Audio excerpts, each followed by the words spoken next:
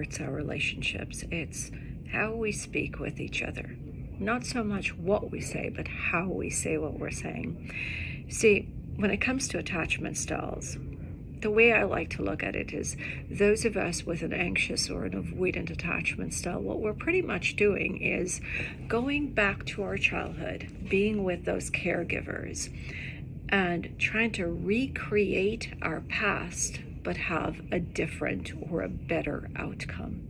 And so we're attracted to people who consciously or unconsciously will trigger something about our caregiver that made us feel not good enough, not chosen. Like we've got to do something more to get that affection, attention, validation, confirmation that they're not going to leave us.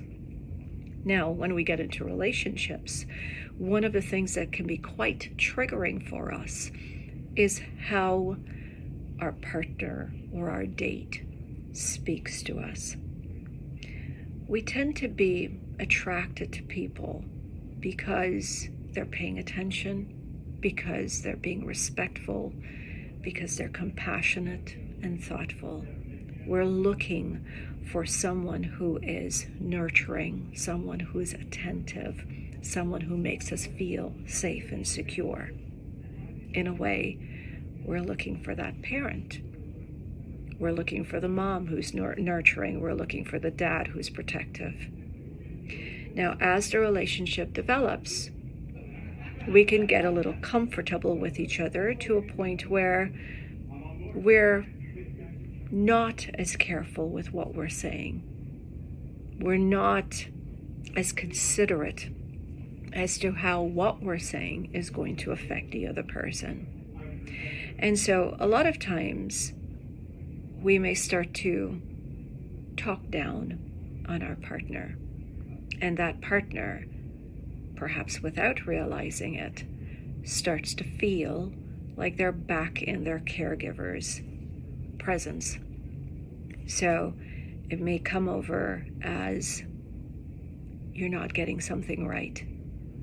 And let's use an example. Let's say I say to my partner, you're always doing this particular thing. In a way, I'm scolding them. In a way, I'm saying, you're never getting it right. You need to step up. And they may not realize, but that's a trigger from past.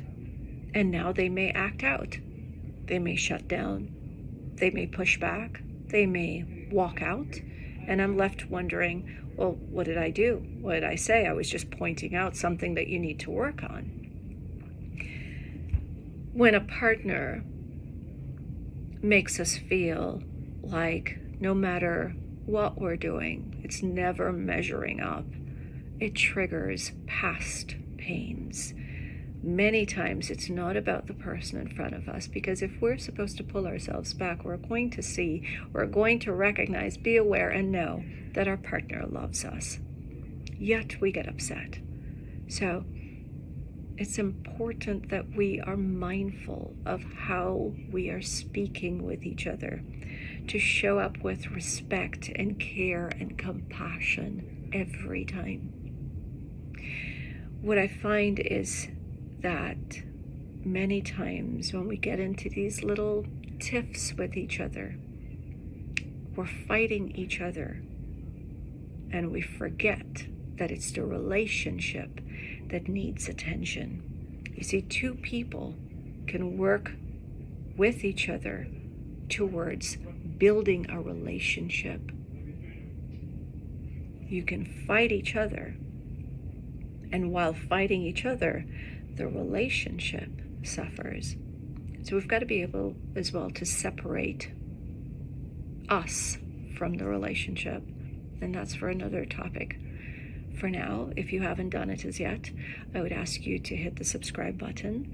From time to time, we're talking more and more about attachment styles, and we're also talking about how attachment styles, not only understanding the different attachment styles, how they were developed, how they're created, but also to understand the language of attachment style. Each attachment style is like learning a whole new language, a different culture.